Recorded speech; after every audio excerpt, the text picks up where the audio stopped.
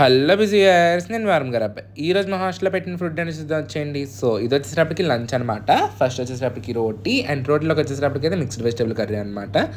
And అలాగే అందులోకి white rice, and అలాగే ఈరోజు సాంబార్ పెట్టాడు అనమాట. సాంబార్ ఎందుకో ఈ మధ్యన కొంచెం బాగుంది అనిపిస్తుంది మా కాలేజ్లో. అది సాంబారే, మీకు చూడటానికి పప్పులా ఉంది అంతే. అండ్ అలాగే వంకాయ ఫ్రై అన్నాడు, బట్ కర్రీలా ఉంది. ఈలోపే పొటాటో ఫ్రై అయితే పెట్టేశారనమాట. సో అది వీడియో తీయలేదు. అండ్ అలాగే రసం పెట్టాడు, నేనైతే రసం ఏమి వేసుకోలేదు. స్వీట్ పెట్టాడు అనమాట.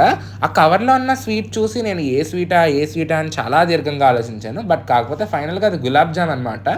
గులాబ్ జామ్ అయితే రౌండ్గా ఉండాలి కదా, మరి ఇదేంటి ఇలా ఫ్లాట్గా ఉందని అనకండి. ఎందుకంటే నేను మా హాస్టల్లో కూడా డౌట్ అడగలేదు, కాబట్టి మీరు నన్ను అడగొద్దు. సో టేస్ట్ బాగానే ఉందిలేండి గులాబ్ జామ్ది అయితే. అండ్ అలాగే ఇంకా రోటీ విత్ కర్రీ మాత్రం బాగానే ఉందన్నమాట, తినేటట్టే ఉంది. బట్ కాకపోతే నేను ఇవాళ ఎందుకో రోటీ ఇంకా కర్రీ తినాలనిపించలేదు టేస్ట్ చేశాక. అండ్ అలాగే ఇంకా సాంబార్ టేస్ట్ కూడా బాగానే ఉంది. వంకాయ ఫ్రై టేస్ట్ మాత్రం ఇవాళ అద్దరిపోయింది అనమాట. అసలు చాలా బాగా కుదిరింది వాళ్ళ వంకాయది మాత్రం. ఎందుకు ఈ మధ్య మా హాస్టల్ ఫుడ్ కూడా బాగానే ఉంది అనిపిస్తుంది.